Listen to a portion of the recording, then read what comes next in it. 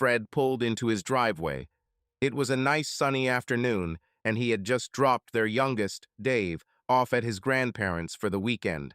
Sharon's parents adored their youngest, who was already 8 years old. His sister, Jane, was 20 years old and her brother Jason was 19, so having a little one around to spoil him silly was a dream come true for them. With his two eldest already in college, Fred was looking forward to spending the rest of Saturday with his wife. This was our time, as he liked to put it. She and Sharon worked hard raising their 3 children and deserved these few moments of togetherness. He found his wife in the kitchen with a mug of coffee in her hand. She looked serious. In fact, she had been a little distracted the past few days. Fred suggested that after her older children moved out, the empty nest syndrome seemed to be starting to get to her. He poured himself some coffee and sat down next to her. It was early in the day and lewd thoughts were running through his mind as he gazed lovingly at Sharon, who looked younger than her 45 years. With black hair and blue eyes, she looked quite attractive, and her regular gym sessions reflected in her slender figure. With a height of 175 centimeters and his height of 183 centimeters, they made a good couple. He was confident that he could lift Sharon's spirits. As he sipped his coffee, he saw Sharon staring into his eyes with a serious, thoughtful look. "This may require more than a couple glasses of wine. What's on your mind, honey?" he asked, trying to diffuse the situation. Sharon hesitated for a moment before answering. "Thank you, Fred, my wonderful man." Fred raised an eyebrow questioningly. "If this is for mowing the lawn, then it was my responsibility, and I was happy to do it." Sharon continued to stare at him, her eyes becoming moist. "Thank you for staying with me," she said again, with a meaningful look in her eyes and tears rolling down her cheeks. Fred froze, his eyes wide, his coffee mug frozen in the air in his hand. She knew. Damn it, she knew. After so many years. How? 9 years earlier. Fred looked at his watch for the 10th time. The evening traffic was moving at a snail's pace, and he had a plane to catch. Chicago really sucked at times. It will take him another hour to get home. This will give him some time to pack his things and catch a late evening flight to New York. Their company participated in a tender to perform information technology automation work for a new company involved in the stock market and with several branches throughout the country. Their company was among the chosen ones, and much depended on tomorrow's presentation at the headquarters in New York. He beeped in frustration, then opened his cell phone and called his wife. During the day, a woman came to them and looked after their children after they returned from school. It was time for her to leave home, and he needed to pack his travel bag. Damn. He hoped his wife didn't get caught in the evening traffic. She worked as a marketer for a company that produced creative furniture for small apartments. Their products were selling well, but so was competition, and their marketing team, including Sharon, was always on alert. Sharon answered the phone. "Hey, handsome, don't forget that you have a plane to catch." "Honey, the traffic is terrible, and it's time for Miss Morrison to leave, and—" Sharon intervened before her husband could finish his words. "Now, while you're talking, sir, I'm turning into our driveway. Your children, our children, are safe. The cavalry is already here," she replied in a loving tone with a slight grin. Fred sighed in relief. This woman was wonderful. Even after a hectic day and driving through the crazy evening of Chicago, there was not a trace of irritation in her tone. "And you will find your travel bag ready," she continued in the same joking tone. This stupid husband of hers could really go crazy sometimes. She loved him and all his moods. Half an hour later, Fred reached home. This was going to be a serious matter. He couldn't afford to miss the plane. Sharon was driving a used car, and if all goes well, he'll surprise her with a new SUV. He could afford it with the bonus he expected to receive if he coped with this matter. The children squealed with delight and rushed to hug him. He heard his wife cooking something wonderful in the kitchen. He walked over and kissed her quickly. Sharon smiled. "Now quickly change clothes. You have little time before departure." Fred quickly showered and changed into casual clothes for the flight. He went downstairs to eat a few bites of his wife's wonderful cooking. Easy, Fred, eat properly, Sharon said with concern. Fred nodded his head as his mouth was full. He heard an Uber honking behind him. He kissed his family and hurried to the airport. The meeting went well. Clients were pleased with his demonstration. What really impressed them was that his company would complete its installations in less time than other competitors and at a lower cost. Fred returned home with a big smile on his face. It was good teamwork. As he had hoped, management recognized his efforts by promoting him to regional manager of ongoing installations at another customer center in Fort Wayne. And yes, he received a wonderful raise. Now he could buy a new SUV for his wife. She deserved it. Sharon carefully backed her brand new SUV into the company parking lot and walked out proudly. The car was great. She liked her. It was love at first sight. Fred made a surprise. He brought the family to the Honda showroom in a casual manner, telling them to look around, and when she saw the shiny white SUV, well, it was love at first sight. Fred grinned the whole time. When she said it was getting late and they had to go, he sauntered up to the manager and said they were buying this SUV. Sharon smiled happily, remembering that she almost fainted. Her new SUV was the talk of the office that day. The best part was that she could impress her clients by driving to their office in her SUV. As a marketing professional, she knew that little things like that make a difference in how negotiations go. This, as it were, inspired her to do even more successful work in order to be shoulder to shoulder with her husband.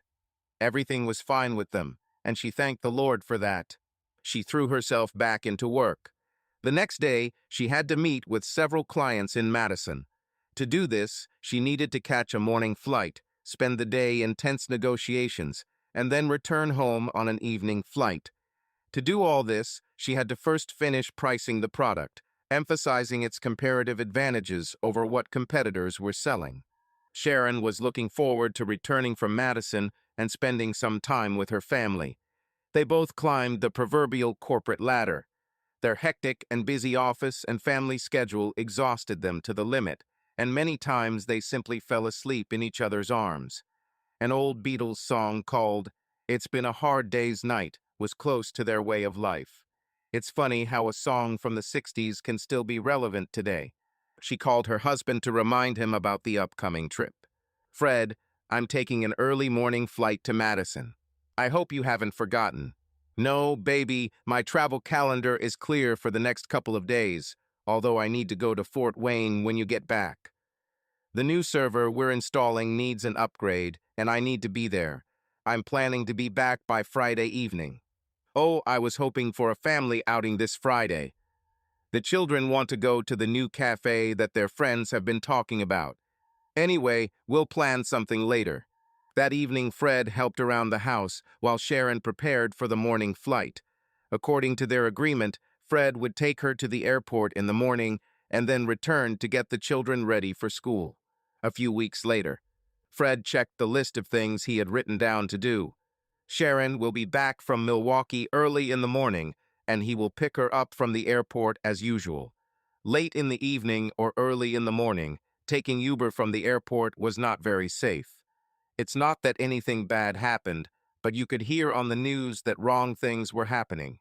He started checking off the things he had completed. The SUV was serviced at the dealership's service center. He was almost a year old, and they still had a few free service coupons left. Then he checked the box next to the washing machine. It was repaired and worked properly. Finally, he reached the last item marked flash drive. This really should have been the first point. He said to himself, the flash drive contained old information about work to create a network for a client in the city of Madison. He had to go there in a couple of days, and he needed to review everything from the beginning. And where is this flash drive now? Fred started in his office. He checked all the boxes. No, she wasn't there. He went into the bedroom and started rummaging.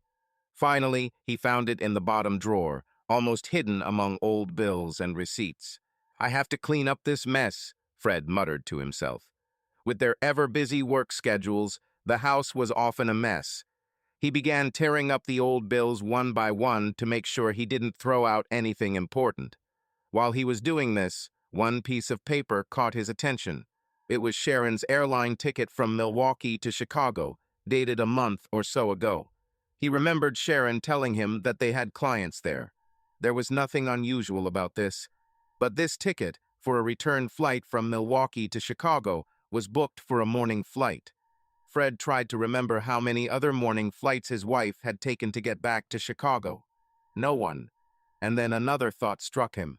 He clearly remembered that some time ago, Sharon was returning from Milwaukee on an evening flight. So why did the trip plan change, and also only for Milwaukee? Then he shrugged his shoulders and began tearing up old bills. Perhaps he read too much about it. He began working on the City of Madison project. The plane ticket continued to sit in the back of his mind. As the days progressed, both Fred and Sharon worked diligently to complete their assigned tasks, both at the office and at home as responsible parents. Sharon smiled as Jim entertained her with one of his funny jokes. He was charming and a good conversationalist. Even during meetings in the office, he managed to maintain a light atmosphere, as nerves usually flared during negotiations. There was something relaxing about him, and she felt comfortable in his cheerful company. He was definitely useful to his company. She remembered the last time she was in Milwaukee to sell their new product. Jim was as professional as possible in trying to get the price down, but after they completed their business, he took her to an old carnival that was taking place in town. At first, she was reluctant because she had a late evening flight home, but Jim was so convinced that she got a new ticket for the morning flight. It was worth it. She thoroughly enjoyed the trip. Now she's back in Milwaukee. They had good clients in Milwaukee, and she had to visit that city every 2 weeks. Meeting Jim in her client's office always lifted her spirits. This time, Jim got tickets to a restaurant where good old Charleston dance music was playing. It had been a long time since she hit the dance floor, and it was wonderful. They danced several numbers performed by the orchestra, and regularly drinking wine while listening to music lifted her spirits. Dinner had long ended, but Jim still continued his fascinating stories. "You know what, Sharon? Why don't we go out to the terrace and drink the rest of the wine? The view from there is great, especially on a full moon night like this." Sharon looked at the bottle. She has already exceeded her quota. Maybe one more wouldn't hurt, she thought to herself. "I hope the walk to the terrace is as good as you promise, otherwise we can drink a bottle here," Sharon giggled. She was already tipsy. "I am a liar?" Jim responded with a mock-serious and offended look, which made Sharon giggle again. This guy was priceless. They took the elevator to the top floor, Jim carrying a bottle of wine and glasses. The wind hit her face as Sharon stepped out onto the terrace. Jim was right. There was a full moon in the sky, illuminating the city with its moonlight. "It is wonderful," Sharon exclaimed as the wind blew her hair across her face. "And so calm and peaceful." Sharon enjoyed the tranquility of the moonlit night as they continued to chat and sip wine. Sharon was in a light mood when she noticed him staring at her. "What are you thinking about?" she asked. Jim kissed her. During the kiss, Sharon felt something inside. "What is this?" she asked, half amused. "The beauty of this moonlit night fades in front of this wonderful woman," Jim answered, still holding Sharon's hands. Sharon laughed. Flattery was good. "You can talk, Jim," she replied, with a sparkle in her eyes. No one spoke for several moments. "Let's go down," Sharon finally said. They went down to Sharon's floor and Jim led her into her room. Sharon opened the door and turned around. "Thank you for a wonderful evening, Jim," she smiled. "I was very pleased," he replied, making a small low bow, which amused Sharon a lot. "Good night, Sharon," he said and left. Sharon was on edge, both from too much drinking and Jim's flirtatious nature. She knew that he was raising his young daughter alone since his wife had died in a tragic road accident several years ago. He was tall, with a stern look, and lonely. She understood why he was flirting with her. She hoped Jim would find a woman soon. She was sorry to see such a good guy like him lonely. Fred smiled and waved to his children, who raced past him in their little cars, happily crashing into each other. They were located in the Oak Brook Center, where there were some good games for the kids. A good way to attract families, he thought. Otherwise, children become bored and mothers do not have time to do their shopping properly. Sharon was busy shopping, and he was put in charge of the children. He saw many other fathers playing the same role. The week went well, both in the office and at home. He was named team leader for an ongoing project in Fort Wayne. It meant a lot. He could get a good promotion with a corresponding increase in salary and benefits. Then they will be able to afford a more spacious house in one of the most famous areas of the city. Life at home has been good too, for the last 10 days or so. Luckily, they both didn't have to travel much. They had a good time with their family. Sharon was in a great mood, especially after her last trip to Milwaukee. Too bad he'll be leaving soon for a project in Fort Wayne, this time for a whole week. Fred had been gone for 5 whole days, and she was managing things at the office and at home alone. At times, it was stressful. A trip to Milwaukee was coming up soon. Her company wanted to meet a new client and do some good marketing. So, 2 meetings almost one after the other. She needed to prepare these damn presentations for a potential client. The company promised her a good raise if she got this new client. She took another sip of whiskey. She usually avoided strong drinks, but loneliness bothered her. She needed Fred. On Saturday morning, Fred got out of an Uber in front of his house. He felt happy. The trip to the client in Fort Wayne went well, and the IT system installation went according to plan. Now he was looking forward to a pleasant weekend at home with his family. Perhaps after Sharon returned from Milwaukee, they could send the kids to their grandparents and hang out together for the weekend. It had been almost 3 weeks since her last trip to Milwaukee, and Sharon was looking forward to seeing Jim. She smiled, remembering the way Jim had flirted outrageously with her during her last visit. He was impudent, but she didn't feel offended. This suited his extroverted nature, and she was determined to set him up on a few blind dates. She hoped one of the girls would pick him up. He was definitely a nice person, and she felt sorry for him as he was raising his daughter alone. This girl will definitely need her mother when she grows up. This morning, Sharon had a meeting with potential clients. The client was a new construction company specializing in the construction of affordable apartments for middle-income people. Obviously, their apartments would be quite compact in size, so every inch of space mattered. This is where Sharon's company came in handy.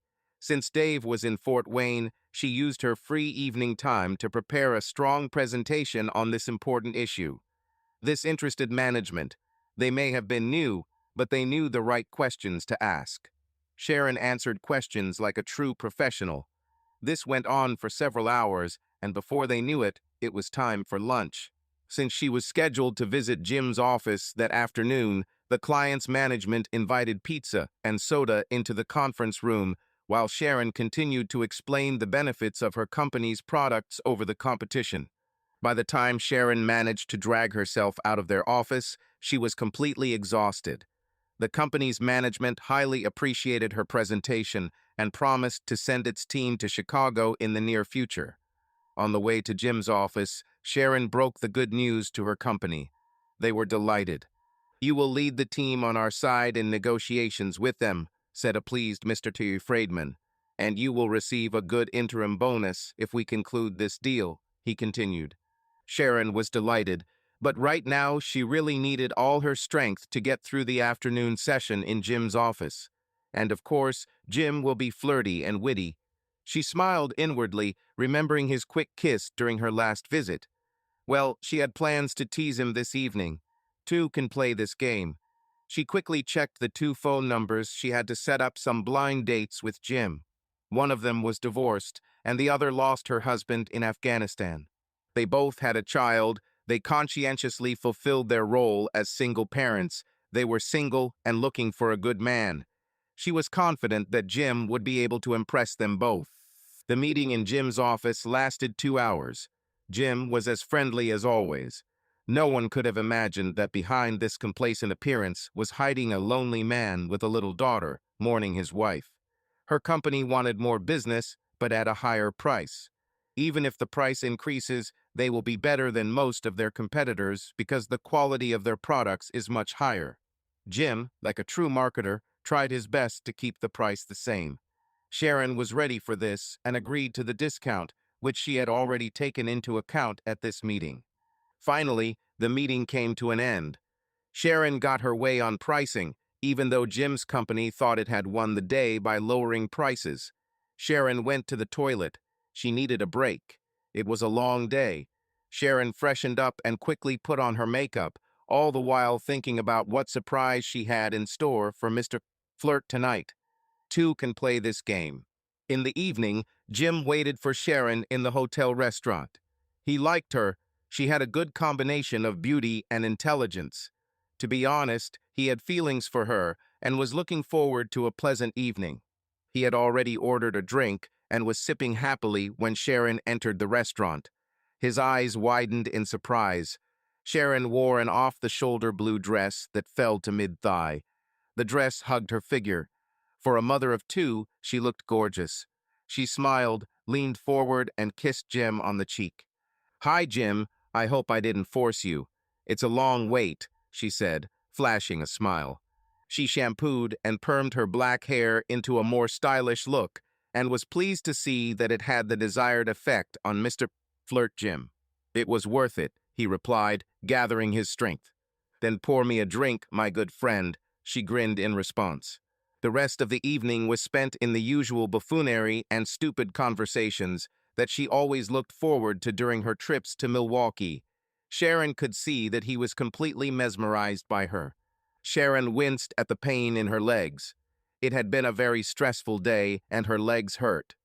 Despite drinking a lot, the pain continued to cause her discomfort. Jim noticed her discomfort. "Are you okay?" he asked sincerely in a concerned tone. "Today my legs don't give me rest." "I just have a solution for you," he replied, and immediately began dialing a number on his mobile. Sharon looked at him with half surprise. "I'm not kidding. Don't tell me you have some magic solution for me." He gave her a cheeky smile. "Magical no, magical yes, and it will be here in the next 15 minutes. Sharon sipped her wine while giving a fake, angry glare. "I hope it will be something good." "By morning, you'll want to go for a run," Jim answered self-confidently. "But before that, we need to get to your room. What I ordered will be delivered to your room." Sharon wondered what exactly he had planned, but she was ready. She had already drunk too much and was ready to call it a day. Jim took her hand to support her on her way to the elevator. They reached her room and Sharon quickly took off her sandals. She sat down on the sofa with her legs stretched out. Jim sat down next to her outstretched legs and began massaging her feet. The sensations were pleasant. "You ordered something magical, Jim. When will it arrive?" At that moment, there was a knock on the door, and he went to open it. The waiter handed him a bag with the ordered items. "The cavalry's here," he exclaimed triumphantly, holding the package high in his hand. Sharon laughed. This guy was so childish at times. He opened the package, took out a bottle of massage oil, and showed it to Sharon. She took the bottle from his hands and read the label. It was a bottle of expensive organic jojoba oil. "Oh my God," Sharon said with admiration in her voice. "It looks like you really have a solution to my problems." "Thanks, Jim. Maybe I'll rub it on my feet later," she continued, smiling to herself. She just might ruin Jim's plan to flirt with her. Uh, I think you should let me do this for you." It must be technical to achieve the desired effect. Sharon remained in her bed, thinking about what they had just done. She didn't plan this. The flirting got out of control. She went to the bathroom and took a long hot shower, as if trying to cleanse her body and soul of the remnants of the day. While Sharon was racked with guilt, Fred was miles away. The children were put to bed and all household chores were completed. He felt lonely. He missed his wife's company. Because of their hectic lives, he felt that they did not have enough our time for each other. They became like two roommates with common children. They needed change, he was sure of it. They couldn't continue like this forever. Perhaps more effort had to come from him, but change had to happen. There will be changes tomorrow. The next morning, Fred arrived at the airport to pick up Sharon from her flight to Milwaukee. As she walked out, Fred saw that she had a drawn-out look in her eyes. There was something in her eyes when she saw him. "Hey, baby," he said, hugging his wife. "I missed you, and so did the kids." And again, for a fleeting second, that same expression appeared in her eyes. She hugged him back. "I missed you guys too," she replied. Fred looked at her carefully. She seemed to have something in her head, something she wanted to say, but for some reason she was holding back. "Are you okay?" "I'm just tired, Fred. It's been a very busy schedule, and I guess that's taking its toll." "Take the day off and relax in the bath," he replied. "And maybe I'll join you there," he continued, kissing her tenderly. Sharon's face instantly brightened. "That would be nice," she replied, giggling. The very thought of her husband being in the bath with her evoked pleasant sensations. Fred nodded. Once upon a time, they had fun together. As far as he remembered, it had been some time since he had initiated something like this for his wife. Suddenly, the pain in his leg increased again, and Sharon grabbed her husband's hand for support. "My legs hurt like hell," she moaned as her husband helped her into the car. "We'll do something about it." "I really think you should take the day off," he replied with concern. "In the morning, I need to submit a report on a new client." "Maybe I'll leave the office early," she replied, adjusting her sitting position to ease the discomfort. Fred nodded in agreement, but still couldn't shake the look on his wife's face as she walked toward him at the airport. Has my husband really figured me out? Sharon wondered. Throughout the flight home, she experienced inner turmoil. She felt guilty, very guilty. She couldn't understand what was happening to her in her relationship with Jim. What should have been a nice, quiet evening with Jim, perhaps with some flirting, turned into something else. She had sex outside of marriage. She couldn't look Fred in the eyes when he met her at the airport. Even her hug was semi-serious, as if clinging to Fred. He somehow had to understand that just a few hours ago, she had cheated on him. She continued to watch silently from the car. Fred looked at his wife. She bit her lower lip and looked out the window. He knew that this meant that his wife's thoughts were focused on something important. She usually asked him about the children and the latest neighborhood gossip. But not today. Today she looked thoughtful and fussy. It was a trip to Milwaukee, and the first flight back to Chicago was late in the evening. True to her word, Sharon went to her office to prepare and submit a report on a new client and asked for the day off. Fred knew that his wife was going to return home early, so he called his boss and asked him to leave early because he was feeling a little sick. His boss was unhappy. He eagerly awaited progress reports on the Fort Wayne project. "Can you finish your report on Fort Wayne and then leave?" he asked, frowning. Fred thought for a while. If he did his best, even then he would not be able to leave before the usual evening time and would have to face the crawling traffic and get home late. No, he wanted to be home this evening before Sharon returned. "Boss, by tomorrow noon, it will be in your email inbox, I promise," he replied pleadingly. Mr. Willman reluctantly nodded his head and waved his hand. He was eager to finish the project in Fort Wayne ahead of schedule. The management promised him a substantial bonus for this.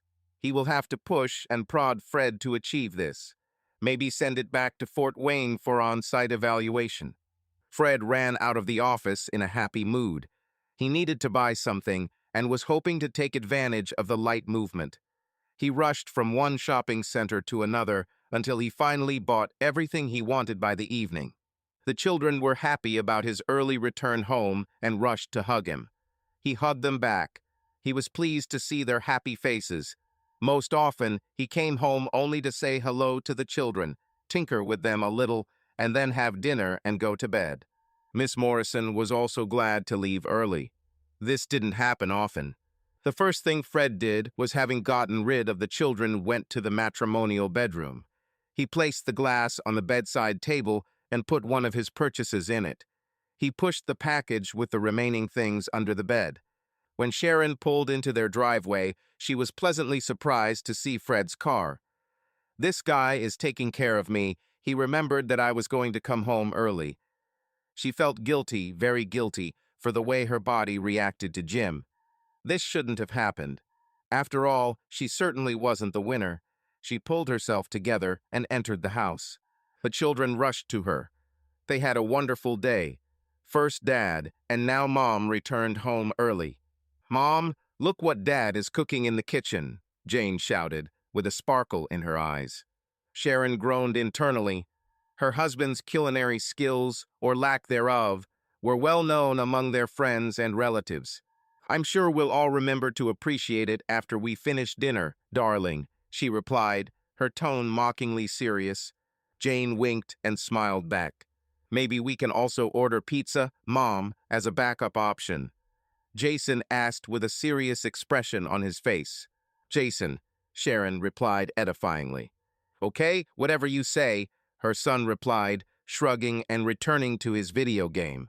Sharon was surprised to feel warm. Just being with her family, without being called directly from the office, seemed to activate her maternal feelings, which Mother Nature bestows only on women. She walked into the kitchen where her husband was trying to work some magic with the ingredients laid out on the kitchen island. She looked at his side profile, his almost perfect toned body, his graying sideburns, his jawline, and the serious look in his eyes as he created a magical delicacy for his family. Fred turned to greet his wife as she approached him and saw something in her eyes again before she suddenly flinched in pain. He grabbed her when she momentarily lost her balance and then hugged her. "Baby, I'm here," he whispered in her ear, meaning much more than the words probably meant. Sharon clung to her husband. "Now go upstairs and change. We're going to make the most of this family time." Sharon smiled and walked towards their bedroom. She walked inside, and her gaze fell on the pink rose standing in a glass on the bedside table. She looked so beautiful. All the pain seemed to leave her as if by magic. "Fred!" she screamed in delight, raising her hands to her mouth. Fred put down the kitchen utensils and quickly walked into their room, a smile on his lips. Sharon held a pink rose in her hands and stroked it gently. "This is wonderful, Fred," she said in a soft, gentle voice, with a sparkle in her eyes that he knew well. Later in the evening, Fred decided it was time to surprise Sharon with another treat for the evening. He took a bottle of wine and 2 glasses and gave his wife a meaningful look, pointing the bottle towards their bedroom. Sharon saw the signal and dried her hands, having just finished washing the dishes. "Let me check on the kids, honey. Our girl is going to be a teenager soon, and I don't want us to make a bad impression on." Before she could finish speaking, Fred leaned over and kissed her on the lips.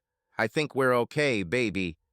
She sees how much her parents love each other, and I'm sure this will have a positive influence on her that will help her in her adult life. "I don't know, Fred," Sharon answered hesitantly, looking again towards the children's room. They had a very pleasant evening. He thought he had done the right thing by prioritizing his home over office projects, but his wife's anxious expression in the airport lounge continued to bother him. Perhaps he was wrong, perhaps the reason for this strange look was the discomfort in her leg. He turned around, hugged his wife close to him, and closed his eyes. The next morning, Sharon went to work in her office in a happy, cheerful mood. The previous evening at home had been wonderful, but most of all, the pink rose lifted her spirits and made her happy. It was so thoughtful of her husband. She opened her purse, took out a pink rose, and placed it on a small glass bowl.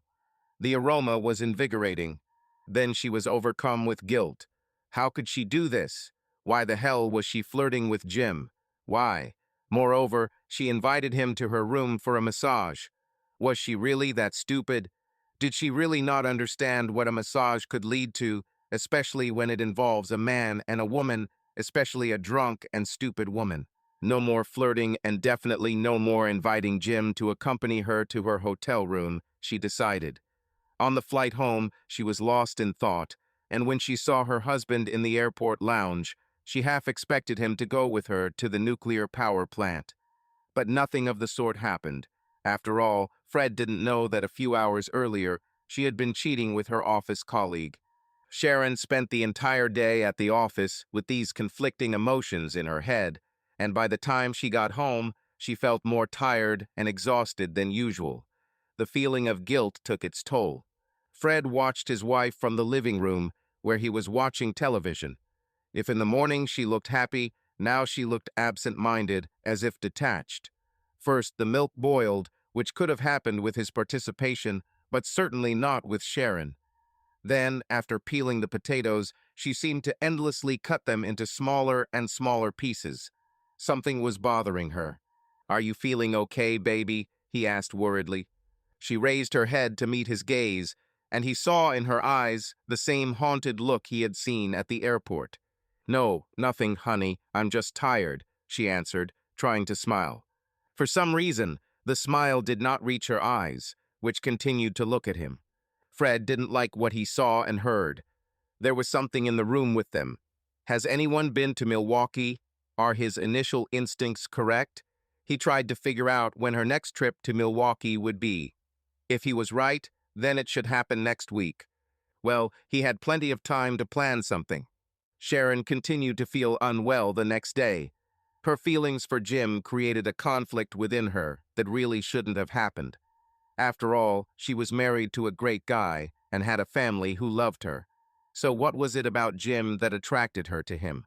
The next time she's in Milwaukee, they really need to talk. At that moment, there was a knock on the door of her office, and Mary, the secretary, entered with a package in her hands.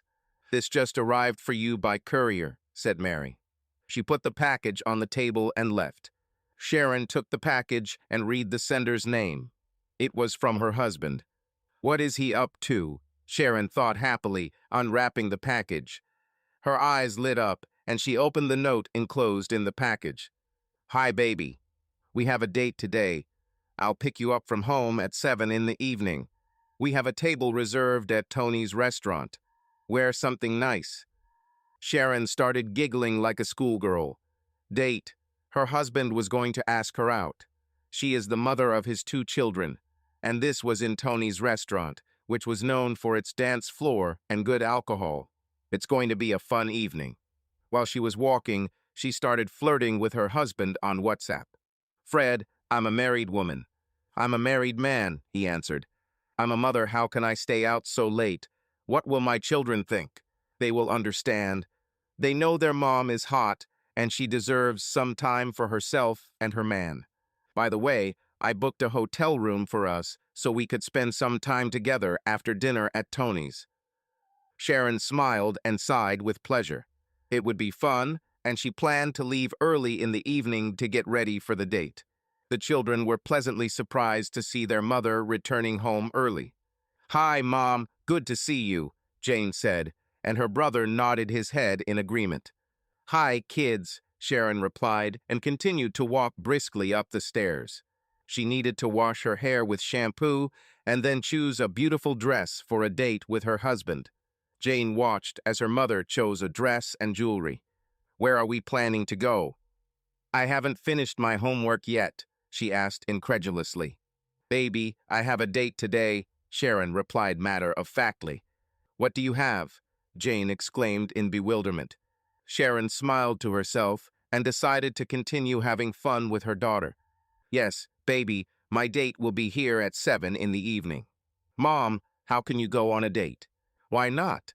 Sharon replied, raising an eyebrow, enjoying this little discussion. "What will Dad think?" she objected angrily. Sharon didn't answer. Jane rushed downstairs and called her father. "Yes, baby," Fred said as he continued driving towards their house. He was wearing a new suit and his hair was beautifully styled. He also asked to leave work early. Needless to say, his boss was unhappy again, but Fred had his own priorities, and his family was more important to him than the office and the bonus. However, he promised his boss that he would go to the Fort Wayne site next week. This calmed his boss somewhat. "Don't get distracted, Fred. People like Francis are on your tail," Willman grumbled, dissatisfied. He was expecting a big bonus from management, but Fred seemed to have veered off course. Fred didn't miss the hint, but he knew it was more like a bluff on his boss's part, since people like Francis were far behind him when it came to successfully negotiating with clients. However, the boss needed to be amused and happy, so he included Fort Wayne in the tour schedule for the next week. "Dad, you better come home early. It's urgent," Jane said in a worried tone. "What's happened?" This is Mom. What's wrong with her, baby? She's getting ready to go on a date. Mom has a boyfriend, Jane answered conspiratorially. Fred realized that his wife had not told the children who she was going on a date with. He smiled and joined the game. Well, baby, your mother has a right to her own life, Fred replied with mocking seriousness. How can you say that, Dad? She's a mom, our mom. I don't care what you think, Dad. If you love me and Jason, then just come home. Jane stomped back into the kitchen and sat down next to her brother, who was playing some stupid game on his cell phone and seemed oblivious to the mundane affairs going on around him. Meanwhile, Sharon looked at herself in the mirror one last time. She chose to wear a silk cocktail dress with an off-the-shoulder neckline that showed off her cleavage. The hem ended just above the knees. Long legs and toned muscles were her advantage, and she was well aware of it. After taking one last look in the mirror, Sharon went down to the living room. Jason looked at his mother coming down the stairs with his mouth half open, having forgotten about the mobile game. He had never seen her so elegant and beautiful. After all, she was a mom and usually wore the things that all moms wear. Wow, Jason finally managed to say, his eyes still the size of saucers. Mom is going on a date, Jane told her brother. Wow, Jason said again, his mind unable to accept the fact that his mom might be going on a date, especially their mom. I just told Dad, Jane continued triumphantly. At that moment, the doorbell rang. Jane began to breathe heavily as she walked towards the main door, not sure if it was her father or her mother's boyfriend. With one last deep breath, she swung the door open and found herself face to face with her smiling father. She looked him up and down, taking in the new clothes and fashionable haircut, and then the realization of what was happening slowly dawned on her. Mom, your companion is here, she exclaimed before bursting into giggles. Thank you, honey, Sharon replied, walking up to her husband and kissing him tenderly. We'll be back a little later, so don't stay up on us, dear, and don't annoy Miss Morrison. Don't rush, guys. Don't rush as much as you need, Jane answered with a satisfied grin. Why will they be delayed? We have to go to school tomorrow, Jason asked in a concerned tone. Jane rolled her eyes. Go to sleep, brother. Sharon looked at her husband with admiration as they drove to the restaurant, taking in his stylish outfit and neat haircut. You look great, darling. It's an effect of the wonderful company I'm in, Fred replied in a light, humorous tone. Sharon blushed at the compliment. She liked this new image of her husband. They hadn't been anywhere together in ages, just the two of them, and she planned to enjoy every moment. That night at Tony's, the band was playing music for a twist. Fred took his wife's hand and led her onto the dance floor as the band began playing the classic Let's Twist Again, and soon they were kicking their feet to the beat. Time flew by as they alternated between the dance floor and the table to take a quick break and drink wine before returning to the dance floor. Fred looked lovingly at his wife as she swayed gracefully to the music. He was confident that he had done the right thing by reducing the number of hours he spent working, even though his boss didn't like it. Next week, he will definitely need to go to design work in Fort Wayne.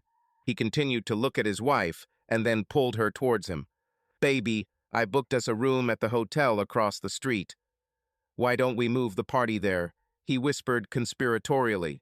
Fred, Sharon squealed with delight and then hugged her husband. Yes, yes. By the time they got home, it was already well after midnight. Sharon's face was flushed with happiness. The music and dancing were great, and the evening in the hotel room that followed was simply sensational. The next morning, Sharon somehow managed to wake up on time and begin her morning routine. At that moment, her phone, lying on the kitchen table, beeped, indicating an incoming WhatsApp message. Sharon looked down at the kitchen table and froze. It was a message from Jim. I just received a message from my boss about some new orders that need to be discussed with the staff in your office. I look forward to seeing you next Thursday. Memories of that crazy night came flooding back like a floodgate had opened. With a trembling hand, Sharon took the mobile phone, turned her back to her husband, and quickly deleted the message. She began to feel nauseous, so she carefully sat down and continued packing her lunch boxes. What she did was wrong, and she felt guilty. What made it even worse was that she was actually enjoying herself with someone other than her husband. Why did she like it? In the end, she cheated on her husband and her family. She had no answers to her questions. She suppressed a sob and continued working on her lunch boxes. The sudden change in his wife's mood did not go unnoticed by Fred, who continued to scroll through the morning news on his mobile phone, although he had lost all interest in it. He was distracted by the buzzing of his wife's mobile phone, and out of the corner of his eye, he noticed how his wife's expression changed, how she grabbed the phone and quickly turned away. He didn't like the various permutations and combinations that ran through his head to explain this sudden change of mood. In fact, there was only one very plausible explanation for some of the changes he had been observing lately, which had occurred since Sharon's flight back from Milwaukee that morning. It was then, sitting at the kitchen table, that Fred decided that he should visit Milwaukee, and his visit should coincide with his wife's trip. Milwaukee held the answers, he was sure of it. That day, Sharon was laconic and quiet in the office, so much so that her close colleagues approached her to ask if everything was okay. Sharon just smiled back and said nothing. It is unlikely that she could tell her colleagues that she was sleeping with a client to whom she was for some reason irresistibly drawn, and that a feeling of guilt was gnawing at her soul. Jim's prediction came true that afternoon when their boss called a quick meeting of the marketing and customer success team. Their customer in Milwaukee wanted to place a new order, but asked for a price renegotiation. They were talking about a large volume of purchases for an upcoming new project, and they believed that even if Sharon's company lowered their rates a little, given the volume of purchases, they would still make a handsome profit and even improve the performance of their new construction project. Their boss didn't mind, but wanted the accounts and marketing staff to show him the revised profitability figures. After that, Sharon was scheduled to meet with clients at their office the following Thursday. Sharon accepted the news silently. This meant that she would be with Jim again. At the same time that Sharon was attending a planning meeting for her next trip to Milwaukee, Fred was meeting with his boss about a project in Fort Wayne. Mr. Willman looked at him with his steely eyes. Fred was one of his star performers, and he expected great things from him. For the past few weeks, he's been working rather formally. He no longer showed that perky attitude. In the past, he didn't mind staying late to resolve technical issues or even move from one project site to another. Things looked different now, and Fred became more of a stickler for time. It had been quite some time since he had stayed late to deal with some urgent technical issues. Lately, he kept asking to leave work early.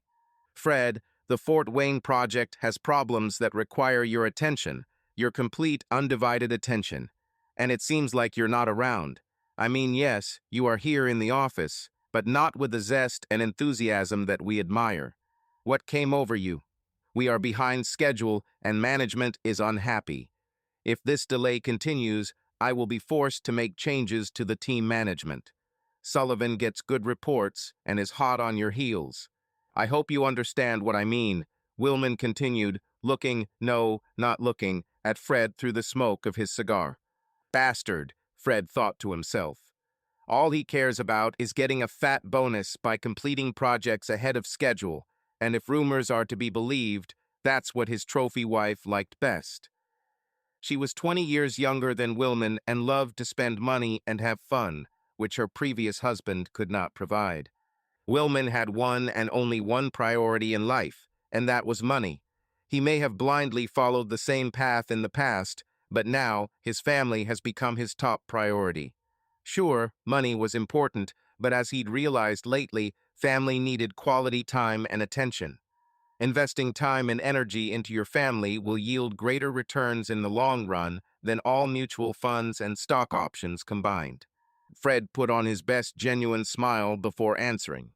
Boss, you don't have to worry on my part. I know I'm cheating a little, but I'm going to close the Fort Wayne project much sooner than our clients could have ever dreamed, and I'm even planning on traveling to Milwaukee to meet with our prospects that you talked to Sullivan and I about. The idea of visiting Milwaukee had just occurred to him because Willman had not spoken to him about this client. Willman lived for bonuses, so Jim was sure that he would buy into them, and thus he could get answers to the questions that were nagging him. He knew Sharon would be there because she had sent him a text with plans for the upcoming trip. Mr. Poyles, Willman smiled happily back at Fred. This was what he wanted to hear. Perhaps he was right to mention Sullivan's name. That evening, Fred told his family about his plans for the week, not mentioning the trip to Milwaukee. In fact, he said he would be in Fort Wayne all week. He watched as his wife took the news that he would be away from home for a week. He hoped she wouldn't cancel her trip to Milwaukee because of the kids. She looked hesitant, and judging by the expression on her face, something was going on in her head. He decided to forestall her. Maybe your mom can come for a couple of days. I'm sure a few days won't cause them any inconvenience, he said. I still don't like the idea of leaving children alone, even with their grandmother. You know how kids are sometimes, she answered hesitantly. Fred turned to the children. You two will only spend a couple of days here at home with Grandma if you promise to behave. Do you guys promise this? We will, the children shouted in unison. Fred looked at his wife and shrugged. The next morning, Fred flew to Fort Wayne and immediately got to work installing the IT system, leaving his marital concerns aside. He planned to make his boss a truly happy man by the time he flew from Fort Wayne to Milwaukee. Every evening he called home as usual and talked to Sharon and the children. During these family conversations, he felt that Sharon was a little distant. Previously, she had asked him if he had met anyone interesting, in a friendly, joking tone. But now this was not the case. Her tone was not the same cheerful. Days passed by days, and finally it was time to go to Milwaukee and see the truth for myself. Before that, he called his boss and told him the good news. Their project was completed ahead of schedule. Willman was pleased. He showered Fred with praise and promised him a handsome bonus upon completion of the project. Fred did not react in any way to the monetary rewards promised to him. His thoughts were already elsewhere. Sharon watched as Jim defended the interests of his company, demanding lower purchasing prices. Her mind wandered, and she was only half listening to the conversation. She looked at his face, his strong jaw, his eyes that for some reason always smiled, and that cute dimple. Was this all she needed to start their romance? He was handsome, charming, and good company, but why did she do this? Was it because it was all illegal? As the meeting progressed, Sharon made occasional adjustments, but mostly continued to struggle with her inner turmoil, trying to rationalize what she was getting at. There is nothing wrong with being attracted to someone you like, but she has crossed a line that a married woman should never cross. Why did she feel so powerless? It was stupid of her, very stupid. She was flying into danger, and she really needed to get a grip on her emotions. Finally, the meeting came to an end, and everyone moved into the next room where coffee and snacks were served. Sharon moved through the crowd, exchanging pleasantries, until she came face to face with Jim. That was a damn good presentation on my part, wasn't it? He said with a boyish smile. Sharon felt like there was a drug inside her. Warmth fades when she looks at his face with cute dimples, images on the cheeks. Sharon pulled herself together and looked straight into his eyes. Jim, we need to talk. Jim raised an eyebrow in confusion. First, I want to introduce you to the woman of my life tonight, and then I'm all yours, he answered with mocking seriousness, raising his hands in a sign of surrender. Sharon couldn't help but feel a hint of jealousy. Who was she? He had never spoken to her before about any woman in his life. When can I meet her? She finally asked. Sharon felt awkward about meeting Jim's mystery woman, and was also embarrassed to realize that while she was having an emotional and physical affair with Jim, he was also dating another woman whom he was more interested in. Higher pedestal than hers. This made her feel jealous. Tonight at my house, right after we leave the office, Jim replied and continued to monopolize her attention with his latest jokes. Fred looked at his phone clock for the 10th time. He was sitting in a rental car in the parking lot across from the hotel where Sharon stayed on her trips. He arrived that morning and went straight to their client's office. As luck would have it, the man in charge of their IT department had gone to the same college as Jim, having graduated 2 years earlier. They hit it off immediately, and by the end of the meeting, Fred was confident that he could get this contract for his company. He rested for a while in his room and then rented a car to spy on his wife's hotel. At about 5:45, he saw a Volkswagen pull into the parking lot and his wife got out of the car. She was dressed in a business suit and looked very beautiful and professional at the same time. The man driving the car also got out, joined his wife, and they entered the hotel together. The man was tall and decent looking, perhaps several years younger than Jim. They weren't holding hands or stealing glances at each other, but their mannerisms clearly indicated that they were comfortable in each other's company and had probably met before. A knot formed in his stomach as he realized that his suspicions were coming true. Could this be the same guy his wife had an affair with? At first glance, he didn't see anything wrong or suspicious about him. In fact, he looked like a typical middle-class city dweller. Fred pondered what his next step should be. He was sure of one thing: he was not going to make any unpleasant scene at the hotel. He thought about his children at home, who were eagerly waiting for their parents to return, and if he started a showdown here and the hotel staff called the police, he would be in trouble. Besides, he had to know for sure. How? The answer was to catch them both in a hotel room. Then he remembered that he had a thick official envelope in his bag. He decided to fool the receptionist by waving it in front of his nose and saying that this urgently needed to be given to Sharon Miller and she had to sign for receipt. If he behaves decently enough, the receptionist will inform him of the room number.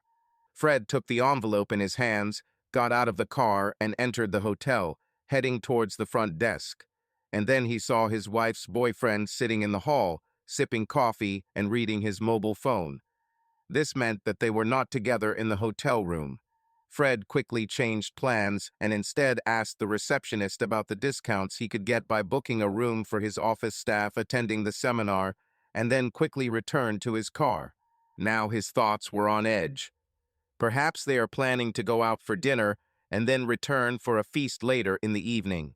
Perhaps this explains why his wife chose to return on an early morning flight, no doubt after a good rest. Or they are just friends, and he has given vent to his imagination. After some time, he saw his wife leaving the hotel with her friend.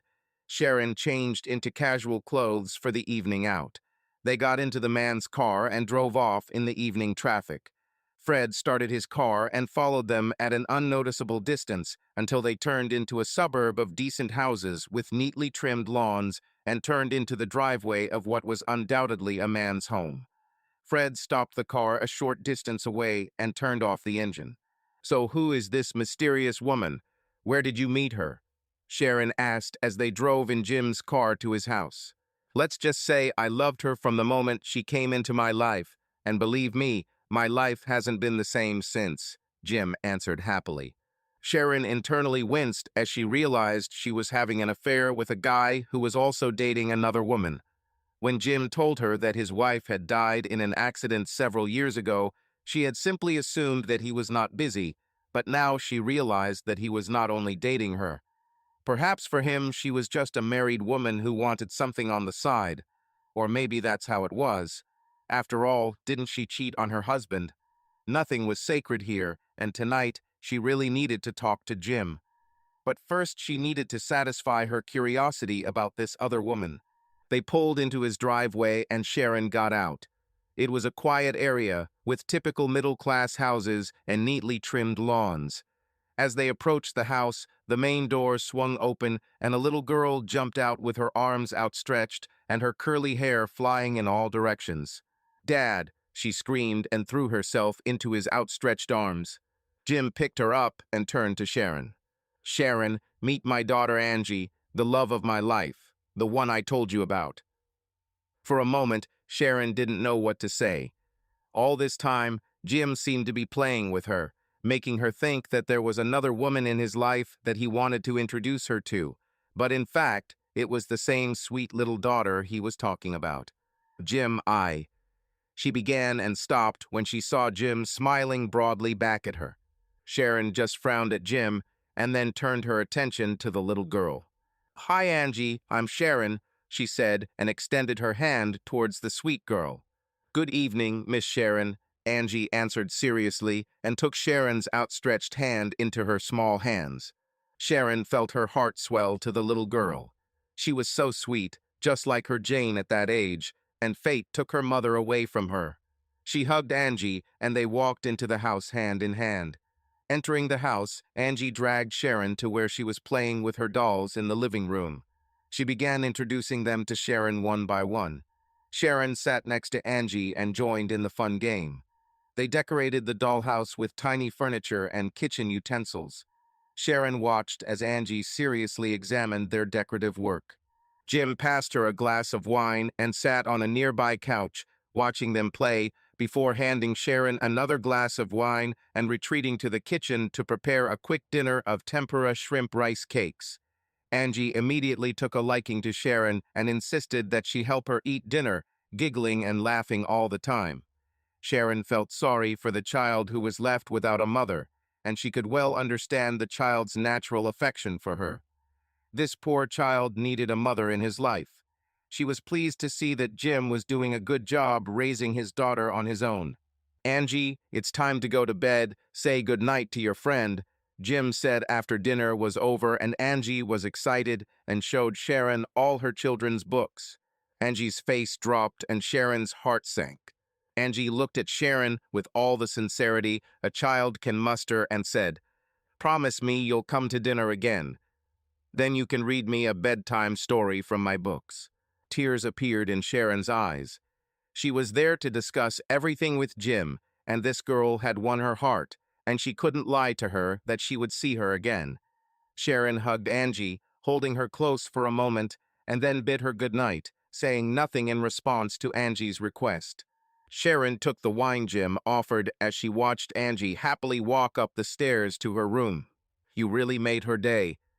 I've never seen her so happy and excited," Jim said. Sharon saw his eyes fill with unshed tears. "She is very similar to her mother," he continued sadly. Sharon reached out and touched his face tenderly and motherly. "You miss your wife, don't you?" she asked in a soft, caring voice. Jim stood up silently, took out several family albums, and began showing them to Sharon. There were photos of Jim and his wife Debbie from when they were dating, and then some beautiful photos of their marriage, one of which showed Jim holding his newlywed wife in her wedding dress. Sharon placed the fourth empty glass of wine on the table and kissed it. They spent this night together. "Please take me to my hotel. I have a lot going on in my head, and I need to be alone."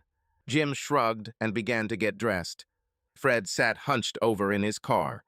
The FM station was playing old classic rock and roll, but he didn't care. His marriage was coming to an end. It had been over 2 hours since Sharon entered her lover's house. He was damn sure they slept together after his sweet daughter was put to bed. Or maybe, since there was a child in the house, maybe there was a lady in the house who didn't come out to greet Sharon, and it was a completely normal dinner. He had doubts because Sharon told him that she never went shopping in the cities she visited. Instead, she returned to the hotel, packed her things, went to the airport, and waited there for her overnight flight. However, Milwaukee was the only city from which she flew not at night, but on the next early morning flight. The dots seemed to be adding up, and he didn't like it. After an hour of sitting in the car, he thought about going up to the house and running into them, but the image of a pretty girl stopped him. He will meet Sharon at home. True, he did not have any photographs or any recordings of them together, but he would still run into his wife. After so many years of marriage, he could judge the truth by her reaction. After all, he knew he would have the hardest time of all. He would become a weekend dad every other week, and he would have to pay child support to Sharon even after the damage she had done to their family. It is likely that she will marry her lover and create a new home. Why did she do this to him? Was he not good enough for her? He knew that he was providing for his family well, and a couple of months ago, he bought a new Honda SUV for her.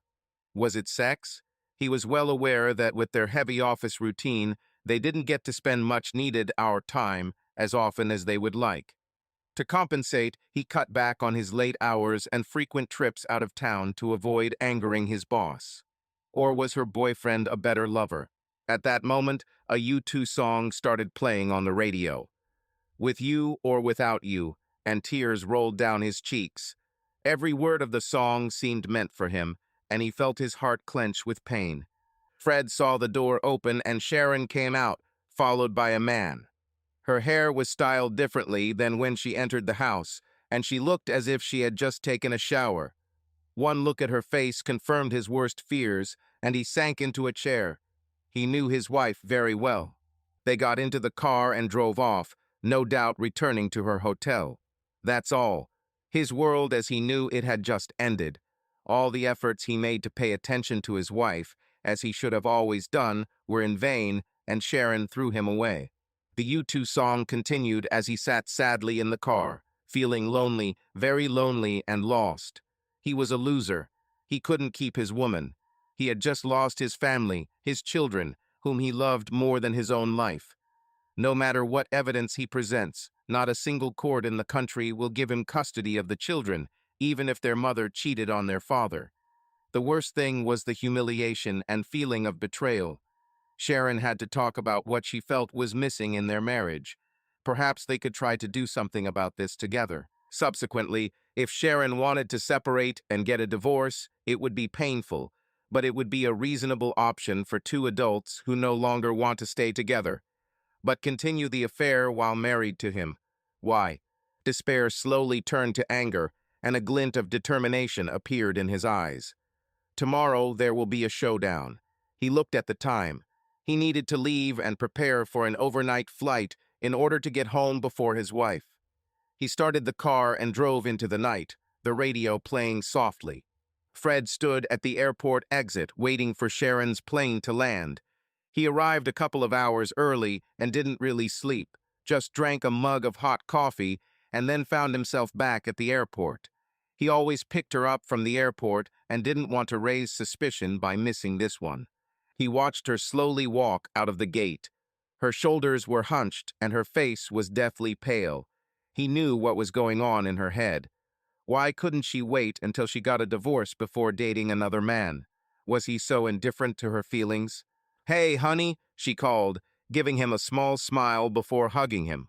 Fred didn't answer, although he didn't stop her from hugging him. If the worst happened, she would continue to be the mother of their children, and he would have to face her from time to time. "You look tired," he finally said. Sharon hesitated before answering. "But it was a long and difficult day.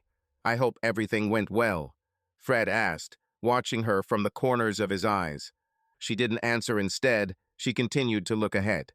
"You look tired. Maybe we can talk later in the evening," he continued when she fell silent. She shuddered, but remained silent. Fred couldn't concentrate on work all day, as his thoughts kept returning to the moment when he saw Sharon leaving her lover's house. He had never felt so humiliated. He had heard stories of how a woman could plunge a dagger into your heart without doing anything physical, and now he could actually feel the pain. Later that day, he asked his boss to let him go early. Mr. Wilman nodded his head in agreement with a smile on his face. The project schedule in Fort Wayne was under control, and it turned out that Fred knew the head of it for a new potential client in Milwaukee. He had complete confidence in Fred that this acquaintance would turn into a fruitful business partnership. His wife, Natasha, will be pleased with the big bonus. Fred drove into a nearby bar and began to drown his sufferings with alcohol. By the time it was time to drive home for the final confrontation, he was under the influence of alcohol, but not drunk. He drove carefully through Chicago's notorious evening traffic jams and finally turned into his driveway. He was surprised to see that his wife's car was already in the garage. He shrugged, got out of the car, and prepared himself for the corny, "we need to talk" scenario. Sharon was sitting at the kitchen island preparing dinner. When she saw him, she stopped her work and poured coffee for both of them. "Honey, we need to talk. Talk about some decisions I've made." Fred pulled himself together before answering. "Does this concern us?" he asked, as casually as possible. Yes, it does, she sighed. There was a pregnant pause before she continued. I quit my job, she said in a low tone. Fred was stunned. He didn't expect this. I quit. Why? Fred, I don't think I spent enough time at home. To our children. And to you. I was too focused on my career like you, and our home seemed to fall by the wayside, Sharon continued. Fred didn't answer right away, but if he understood his wife's words correctly, then she chose his family and him over her lover. He looked at his wife carefully, trying to gauge her sincerity. Sharon had difficulty meeting his gaze and was breathing heavily. Her body language clearly showed that she was under enormous stress. Is now the right time to tell her that he knows. Arrange a showdown with her. She has already decided to stay with her family, so what can be achieved by a showdown? He decided to probe her a little more. Are you looking for a less demanding job? No, not yet. I want to stay home, be with you guys. I traveled like crazy at the request of my company, shifting my responsibilities as a hostess more and more onto your shoulders. And without your support, I would not have achieved the position that I have now. But every success has its own price, and I paid it by moving further and further away from the children. And from you, she finished lamely in a somewhat depressed tone. Here it is. She, in her own way, laid it all out before him. As Fred realized, based on what he already knew, but what Sharon had no idea about, Sharon had just admitted the mistake she had made, justifying that her constant travel had led to loneliness, especially in distant cities, which she was trying to overcome. By taking a lover, or perhaps this guy took advantage of her vulnerability. The truth was somewhere in the middle, and his wife had just admitted it to him. Fred said nothing as he continued to absorb what his wife had just told him.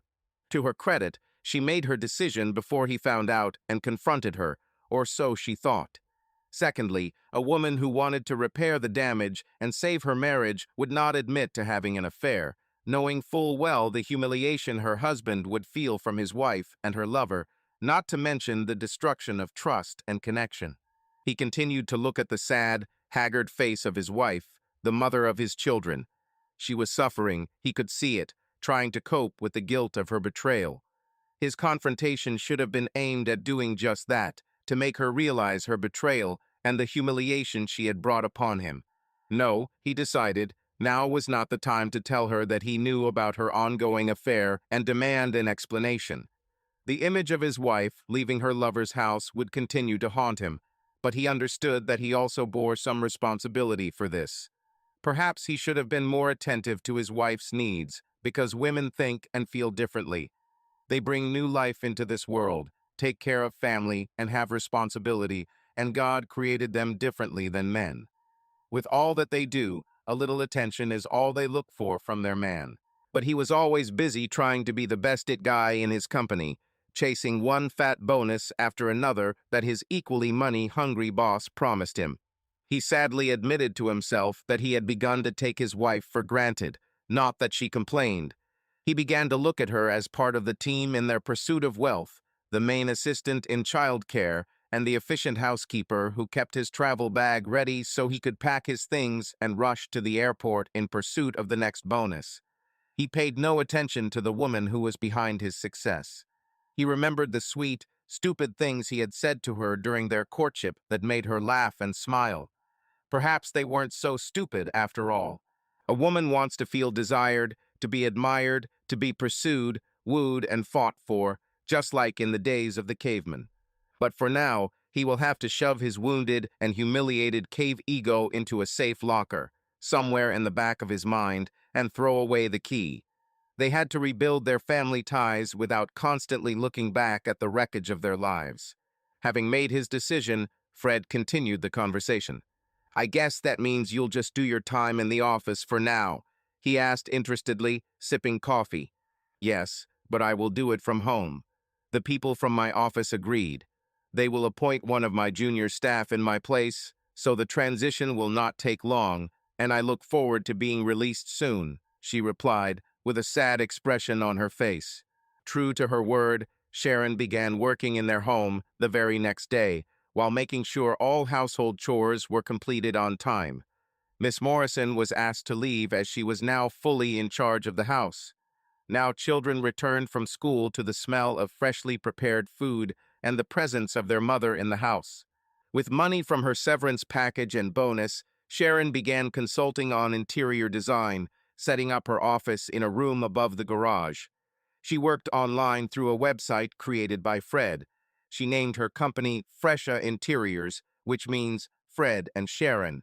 When business took off, she hired a part-time girl to handle her correspondence. By the time Fred came home, she was already dressed in nice clothes. Having learned from his past mistakes, he made sure to sit down with her and specifically discuss her day, how her consultation was going, and most importantly, he complimented her appearance, her new hairstyle, the new dress she brought, and of course the wonderful dishes which she prepared.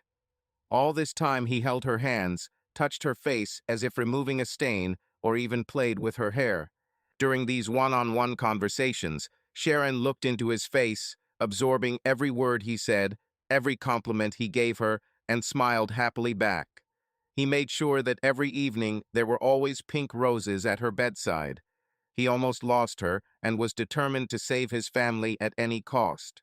But there were also difficulties, or rather two of them. The first was his libido. The image of his wife leaving that house hit him hard where it hurt. At times during their lovemaking, these offensive images would suddenly reappear. However, a solution was found, so every evening before leaving the office to go home, he took a pill. This solved the first problem. Everything seemed normal for several months when he began to notice changes in his wife. She seemed to have lost weight. Moreover, he began to notice that she was looking strangely into the distance. She sat with the family in a distant manner, and sometimes the children had to ask her to respond. This made Fred worry. Perhaps the fact that she sits at home all day is affecting her. He began planning impromptu outings for the family so his wife could have a change of scenery. This didn't seem to have the desired effect, and Sharon continued to look around aimlessly, sometimes just looking at him and turning away when she realized he was watching her. She continued to lose weight, her outer clothes hanging on her body like they were on a coat rack. And then an unpleasant thought struck him. Was his wife experiencing something different in bed with her lover? He wasn't sure, but he was willing to try. Fred complied, but the problem remained. Fred began to feel stressed. At the same time, his boss, who was counting on a good bonus, began to show impatience with his star performer. The deadlines kept stretching out, and his trophy wife did not want to be content with a simple monthly salary. Mr. Pan-Wilman called Fred into his office, read him the riot act, and in the conversation pointedly dropped Sullivan's name. Fred didn't care about bonuses anymore. He fought to protect his family from the consequences of his greed in pursuit of bonuses. The following month, he tendered his resignation and went to work for a rival firm. The salary was less, but so was the amount of work, especially frequent trips out of town, which affected his family. He sympathized with Sullivan's family, knowing full well that his former boss was going to apply a carrot-and-stick policy to him. Then, completely unexpectedly, everything changed for the better. Sharon got pregnant. Looks like she missed taking her pills. He pulled his wife towards him and hugged her. That evening, they celebrated her pregnancy with a family dinner at one of the best family restaurants. Pregnancy turned out to be an aphrodisiac for Sharon, and she seemed to blossom overnight. This also had a positive effect on the children, or more specifically on Jane, who was delighted, while Jason seemed to be busy with other mundane matters, such as his new PlayStation. "I knew you were up to something," Jane said every now and then, looking tenderly at her mother's swollen belly. Returning from school, she constantly revolved around her mother, who carried her second brother under her heart. Needless to say, she had already decided that her little brother's name would be Dave. The school gossip coming home from Jason said that was the name of their school's star football player, and most girls of all ages had a crush on him, including Jane. Her school grades also improved because she wanted to finish everything, including her schoolwork, and then start taking care of her mother and growing brother. 9 months later, the Miller family welcomed Dave, a healthy 3-pound baby with his mother's piercing blue eyes and his father's curly brown hair. It was obvious from day one that he would be spoiled by two women in his young life, and he remained spoiled in a good way. Dave's appearance was a blessing for Fred's family. He became the center of the family, and the lives of all other family members revolved around him. Jane tried to be with her brother as much as possible, helping her mother bathe him daily, clean his ears, and change his diapers. While Sharon was busy breastfeeding Dave, Jane began brushing her mother's hair daily and applying moisturizer to her skin. The bond between mother and daughter grew stronger. As for Jason, as long as Dave didn't spill milk or do something worse on his PlayStation, he was cool. Several months later, Fred and Sharon were called to school by teacher Jane, although they were not told the reason. The perplexed parents arrived at the school, where they were greeted by a smiling Miss Rogers, Jane's teacher, who apologized for the unexpected call and then showed them to the principal's office. Miss Collins looked at them through her large reading glasses and then continued her work. She closed the folder and looked them over again, as if looking for some flaws in their clothes, before starting the conversation. Mr. and Mrs. Miller, I am very glad that among us there are such devoted parents as you, she said in her thunderous voice. Fred and Sharon stared at the director, not knowing what to say. Their daughter was a teenager with fairly strong feminist views, and they were expecting some awkward news. Miss Collins sort of frowned again and looked at them through her large reading glasses and then smiled. Miss Rogers, why don't you continue? She continued. Rogers steeled herself before speaking. A few days ago, we had a discussion in class about women's empowerment and emancipation. All students were asked to give examples from their personal experiences. One by one, the students began to talk about what they saw or experienced, and now it's your daughter's turn, Miss Rogers said triumphantly, as if everything was clear and understandable. And Sharon prompted, leaning forward at the same time. Jane stood up, faced the class, and said in a very proud voice that her mother was the entrepreneur of a startup company providing affordable behavioral understanding solutions to help property owners create a functional room in a building, including the shape of the room's walls, flooring, and so on. Is a competent homemaker for her young children and husband, and performs domestic work that includes cleaning, meal planning and preparation, assistance with shopping, and routine household chores. Part of what Fred had just heard seemed to go over his head, and he looked at Sharon for confirmation of what Miss Rose had said. Yes, Mr. Miller, you both set an excellent example for your children, as evidenced by what we heard from Jane. Children watch their parents and, consciously or unconsciously, try to follow in their footsteps. We see that you both have set excellent standards for your children. Rogers concluded with a happy smile. We are proud of you both and will use your example as a role model for other parents. She Collins added and handed over an envelope with a letter of gratitude from the school board. That evening, the Millers had a party at their home. Children were allowed to order whatever they wanted, from pizza to soda with sugar, and television viewing time was extended well beyond normal bedtime. They hugged each other and even played music for impromptu dancing. After many months, Fred saw his wife laughing and smiling again. Throughout the celebration, Sharon kept glancing at her husband with an expression that she had reached an important milestone in her life. Yes, she worked hard to make up for her mistake that put her family in jeopardy. Their restoration has been achieved. That night, the children decided to sleep with their mother in their bedroom. Jane decided to sleep on the side where her little brother's crib was. She was a self-proclaimed mother to her younger brother and tried to be as close to him as possible all the time. Jason was on the other side of his mother, which meant that the family moved Fred into the living room in front of the TV. He didn't mind it. The kids were happy and Sharon was happy, and that was all that mattered. He poured himself some strong drink and thought about everything that had happened in their lives.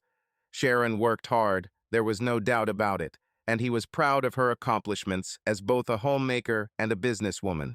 It's funny, almost 2 years ago, if someone had asked this question, he wasn't sure he would have answered it. Now, even the image of Sharon leaving her house in Milwaukee didn't hurt him as much. He could still hear the animated conversation between Sharon and the children. He took his cell phone and purchased a ruby ring online, which Sharon would receive the next day from the jewelry store via a special courier. He then booked a room at the Hilton for the two of them. The next night, he was going to make love to his woman in a very special way. Finally, he sent his wife a WhatsApp message about booking a room with the text, "We have a date tomorrow, Mrs. Miller." Yes, their restoration was successfully completed. Time seemed to freeze as they looked at each other. Tears flowed freely down Sharon's cheeks, and she trembled. "You knew about my betrayal, but you never confronted me. I'm sad that you know about this, and I'm very sorry for the humiliation I caused you, the pain of betrayal," she continued. "Believe me when I say I never wanted this to happen. There was nothing about him that you don't have. You are the best a woman can dream of.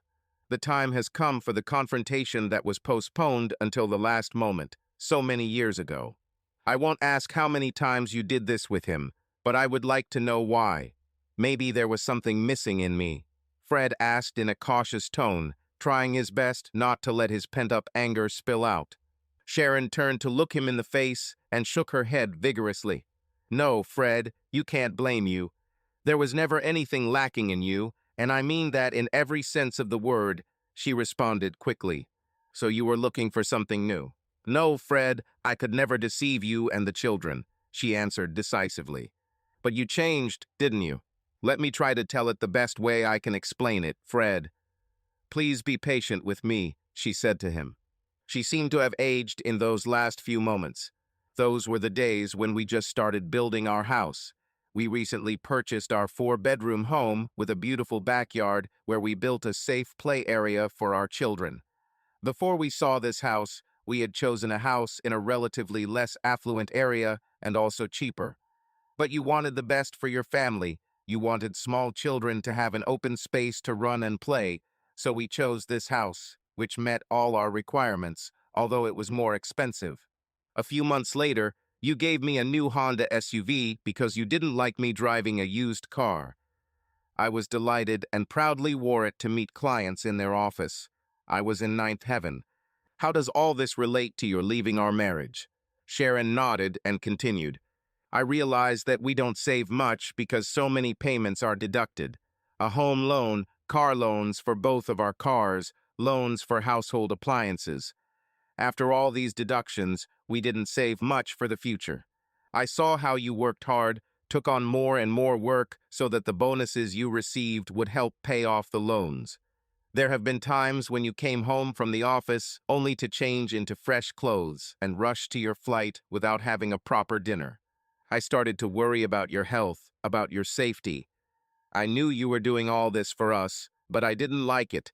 I personally felt like your boss was taking advantage of your need to earn more by assigning you more difficult projects." Fred looked up sharply at Sharon, who had voiced his boss's actions. This was what he also guessed, although with some delay. She took a deep breath before continuing. "Then I decided to be shoulder to shoulder with you. The company expanded, and I began to take on more and more assignments outside the city. My boss was happy because I was one of the top marketing executives, but our lives were getting more and more hectic. Do you remember, Fred, those days when you would come back on the evening flight and I would take the next morning flight?" Fred nodded. He could barely rest for about an hour after returning home before driving Sharon to the airport for her flight. It was hard, it was tiring, but by the end of the month, our bank balance started to increase by a healthy amount. Sharon paused, breathing heavily, then continued. "This constant struggle for balance between responsibilities at home and meetings in the office outside the city began to tire me. I felt tired and stressed. At times I thought about curtailing my business travel, but watching you maintain your hectic schedule, I was determined to continue because if I slipped up, the responsibility would fall solely on your shoulders. And this is where your boyfriend came into your life." Sharon winced when she heard this. "I think I deserve it," she answered and nodded her head. "Jim Thornton worked in our client's office in Milwaukee. At this point, Sharon stopped and looked at Fred to gauge his reaction to the mention of her boyfriend's name. Frank said nothing and continued to look ahead. We talked every time I was there because he invariably represented his company. He was good at his job and also became our self-appointed guide to his city. After the meeting, he took us to eateries, places with good discounts, and so on. He was witty and charming, and somehow managed to convince me to take what he called a walk around the city and then fly home. I I didn't see anything wrong with it since I had to kill time. By then, Sharon was white as a sheet. She truthfully described to Fred the capabilities of another man who eventually went to bed with her. Frank mentally replayed what his wife had just said in his head and wondered. This guy was a good worker and a courteous conversationalist. Is that really all it takes for his wife to go to bed with him? An involuntary sob escaped her as she saw her husband clenching his fist. Her shoulders sagged in shame. True to his word, Fred did not interfere and waited for Sharon to continue her story. Thanks to these regular meetings, I learned something about his life. He had a little daughter at home. Several years ago, he lost his wife in a car accident and raised his daughter alone. It got me thinking about our kids, the ups and downs we face raising them together, and here is this guy doing it alone. My sympathy for him increased, a feeling of caring appeared, and I began to often ask him about his life outside of work. Sharon didn't look at her husband's face as she said those words, knowing full well that he must be in pain, but she had to confess. Fred continued to look forward, with a distant expression on his face. It hurt him, really hurt him, when his wife talked about the feelings she had for another man. How could she do this? Another time, we visited a carnival. I haven't attended a carnival for a long time and really enjoyed it. This was followed by another visit to an establishment where Charleston dancing was performed. Jim was witty, charming, and I began to think of these moments as my me time, when there were no pressing schedules and my flight in the morning was hours away, she said, bowing her head. This is where everything went wrong, she continued. I could try to justify myself by saying that I drank too much, or that he was a good seducer, but the truth is that I never resisted him. I should have known better, but my head was in the wrong place. Was he good in bed? Upon hearing this, Sharon began to sob uncontrollably, as the next part would be difficult for her. After we had sex, I asked myself the same question over and over again as you why. Trust me when I say there was nothing unusual about him. I guess every time there is a man and a woman, do this, it's different from what happens to the other person. But other than that, there was nothing, Sharon said, all the while looking at her hands lying on your knees. I was in inner turmoil. One part said that I should not meet this guy, and the other voice urged me to meet this witty and charming man again. I lay awake many nights thinking about the mess I had made. I have always believed that the truth cannot be hidden, and one day you will find out about my stupid infatuation with Jim. It could burn me, destroy my family. The thought of you feeling humiliation and betrayal shook me to the core. Then his calls and messages on WhatsApp became more frequent and more personal. He began to write to me, even when I was at home. Then I decided to end this stupid romance. I knew that because of my infatuation with him, it would be difficult for me to make this decision. Therefore, it was best to leave the environment that poisoned my family life. I quit and decided, for some time, not to get another job, devoting all my time to my family. I knew it would hurt us financially, and you might have to do more projects out of town for your greedy boss, but now it was acceptable to me. However, I decided to create my own company because I knew that I had talent and could make a contribution, no matter how small it might be. But thoughts about the reasons for my betrayal continued to haunt me, and I started going to a psychologist. Fred looked at his wife. You never told me about this. What could I tell you?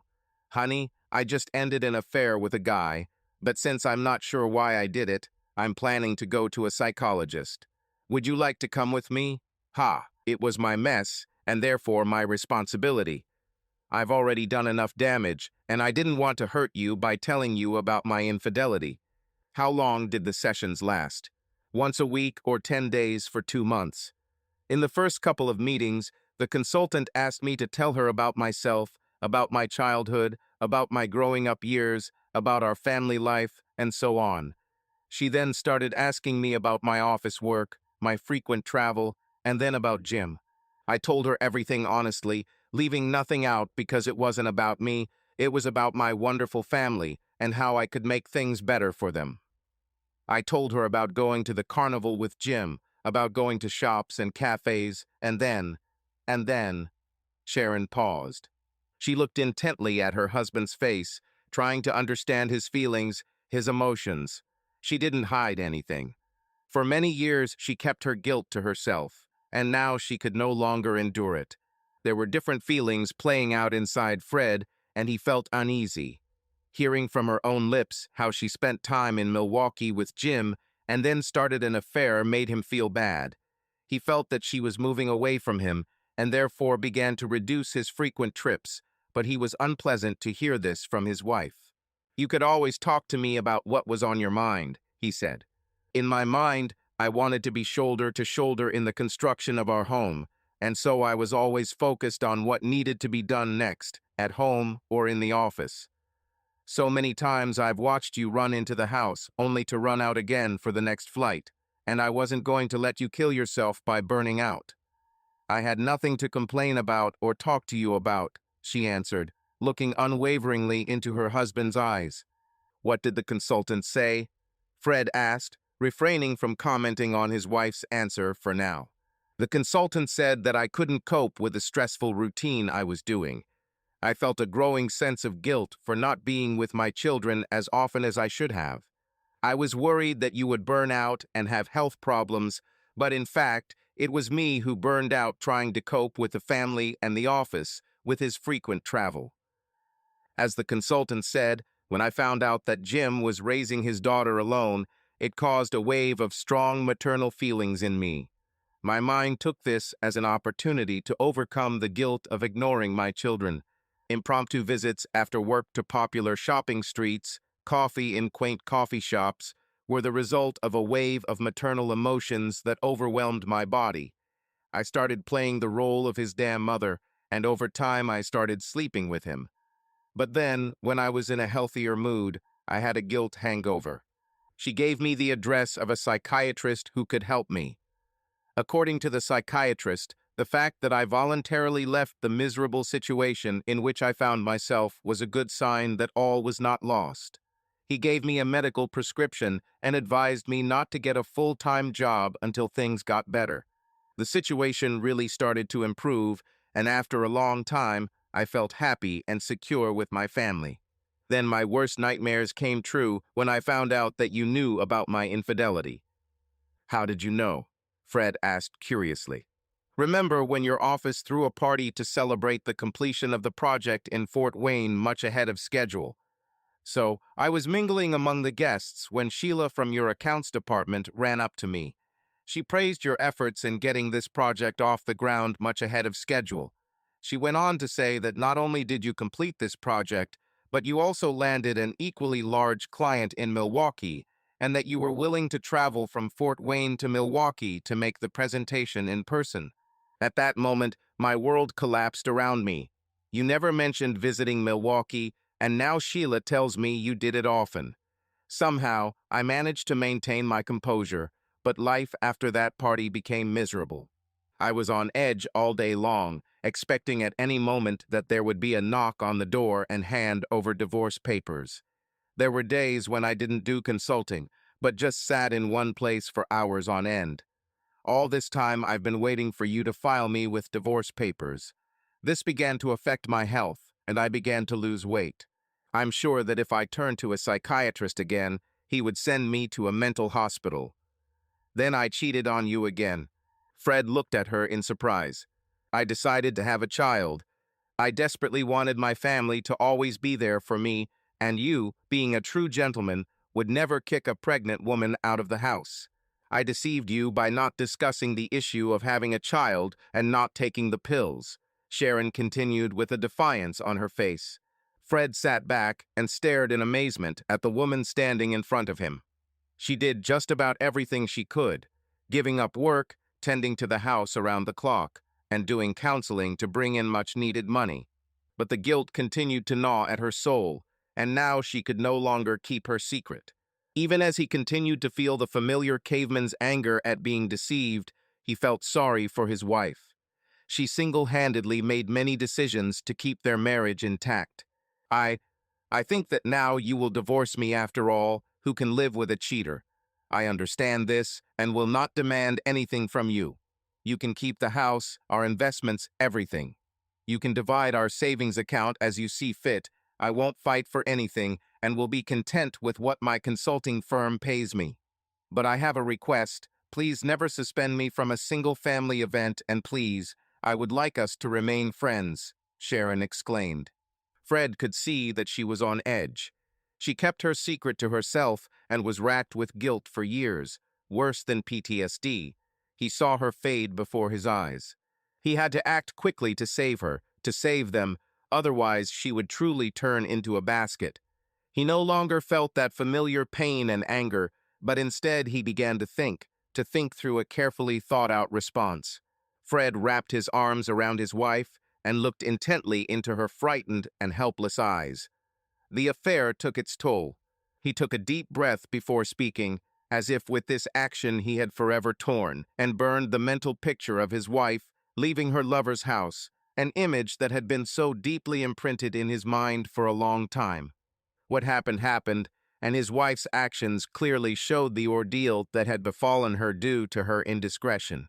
She chose to fight and suffer alone. When you say that you are to blame for the betrayal, do not forget to include me, because I am also responsible. My greed to climb the corporate ladder, to make more and more money at the first opportunity, put us in a situation where this happened. Whose idea was it to buy this house in an upper-middle-class neighborhood? It was mine because I wanted what was best. We could have chosen another house that was on our list, but this would have meant that the children would not be able to attend the prestigious school located here. Then that Jeep I surprised you with. It could wait. You weren't complaining, but I saw the way you looked at some of the cars in our area, and so I just had to get you a brand new car, better than these. So I splurged on an SUV. Fred paused and looked at his wife to see how she took it. Sharon looked at him with her mouth half open, her pupils dancing in her eyes. But you have to pay for everything. Our children were young, and that meant a lot of homeschooling, while our dreams required more and more hard work. The time when we could be together, share our feelings, faded into the background. We faded into the background, so to speak. We began to look less like a couple and more like two roommates living under one roof. You were completely immersed in the duties of a housewife, and the next morning you were rushing to the office or flying to a meeting with a client. I was also chasing my dream of getting the next big bonus. Somewhere there, we stopped giving each other the time we needed. Why didn't you confess to me? She asked, uncertainty. She expected a verbal onslaught, which did not seem to come. Fred hugged her tighter. Of course, I wanted to, but in my own way. When I first realized we were growing apart, I started working less in the office. Do you remember the packages you received in your office via courier? Those lunch dates, just the two of us again? Sharon nodded her head in understanding. Beautiful pink roses by my bed, impromptu family outings, dinner dates with hotel reservations, she added, a knowing look in her eyes. We Millers know how to fight and choose our weapons of war accordingly, whether on the beaches of Omaha with a bayonet or with flowers and love, lots of love, Fred answered in an unyielding tone. You were and are the love of my life, the mother of my children, the support of my whole life, and I could never be cruel to you, even with harsh words. This guy was in the right place at the right time and got the chance to be in the company of the most beautiful soul in the world. No matter how hard he tries, he will never be able to find your twin sister to try his luck again, because God only created one of you, and she was meant to be mine. Sharon smiled at her husband through her tears.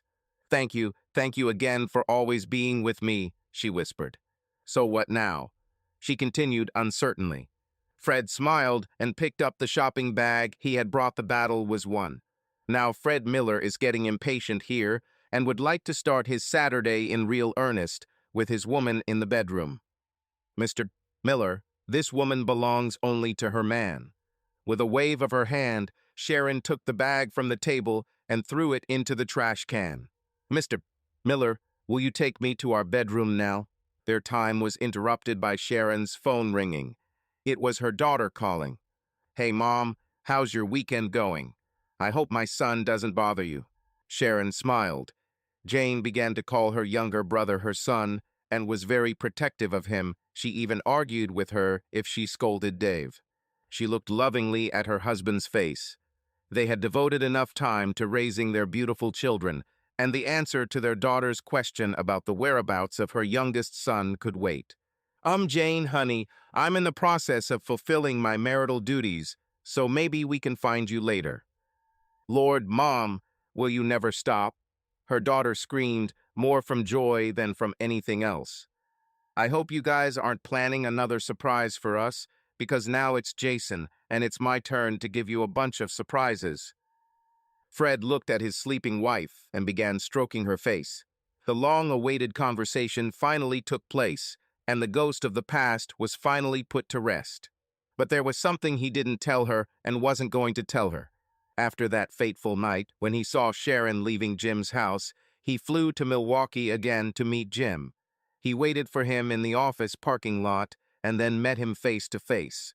He wanted to get to know this man personally to understand what it was about him that almost destroyed his family. Jim was taken aback and became defensive when he introduced himself as Sharon's husband. They got into his car and Fred spoke. He told him about how Sharon quit her job and refused to take another job, instead deciding to become a full-time housewife, as if to atone for her mistake. Jim sat and listened silently as Fred took out his anger on the man. You ruined her career, destroyed her self-esteem with your desire for her. How selfish and disgusting you are. Don't tell me you were in love with Sharon.